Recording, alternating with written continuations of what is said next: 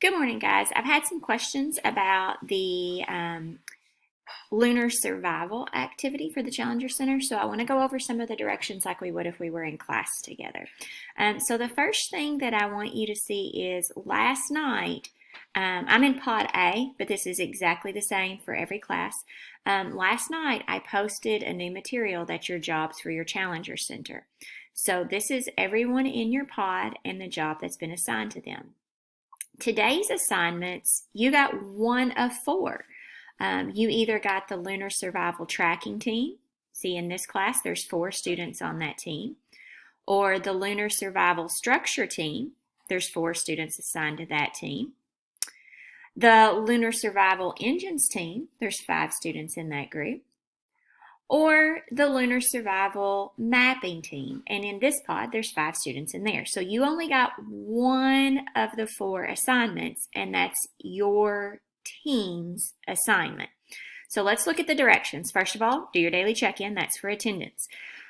This lesson is all about teamwork for the Challenger Center. Teamwork is really important. So even though we're not going to all be together, we still have to work together. So your directions tell you first you're going to look through the survival items and rank them yourself.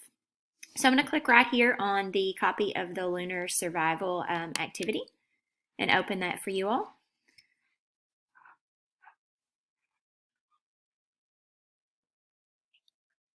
And I need to actually look through the items first thing.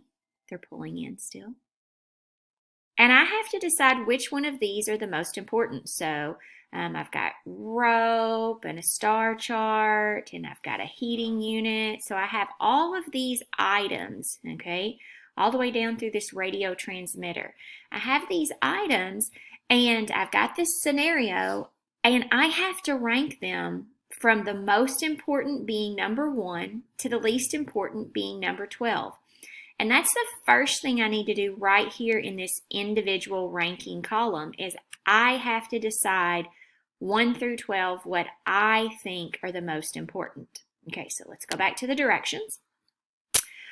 Then, after you have looked through and ranked them yourself, then you will have a discussion through the attached Google Doc with your team where you must come to a consensus and everybody has to agree.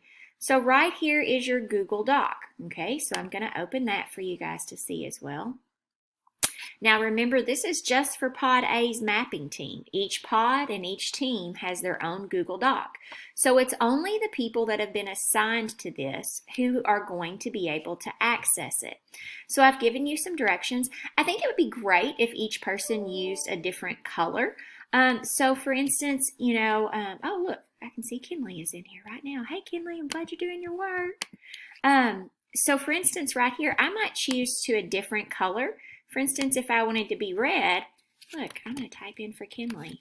I might be Kinley, and I might then say whatever I think would be my example. Now, she has no idea I'm filming this, so I'm going to take her name out because that may startle her just a little bit.